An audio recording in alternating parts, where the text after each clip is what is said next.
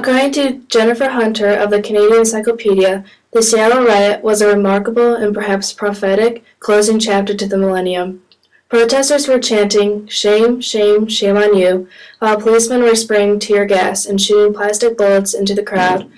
The Seattle riot in 1999 was a new test for America to see if democracy and freedom of assembly would prevail. The World Trade Organization was set to meet in Seattle, Washington to revamp the terms of free trade. Mike Moore stated that the WTO meeting in Seattle would bring a discussion of the removal of trade barriers on exports for the world's poorest countries. This would open them up to the world economy. Americans involved in labor unions and non-governmental organizations greatly resisted this meeting. They were worried about how globalization would affect job stability, the environment, and human rights. The Seattle riot, also known as the Battle in Seattle, began on November 30th, 1999, and ended on December 3rd, 1999.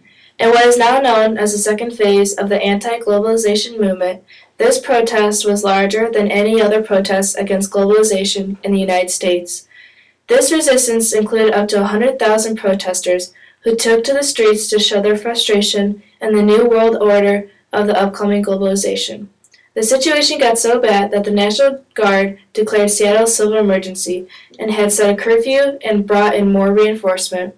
Almost 600 were arrested. According to GlobalIssues.com, one journalist was even arrested for just reporting what the delegates in the meeting were actually talking about.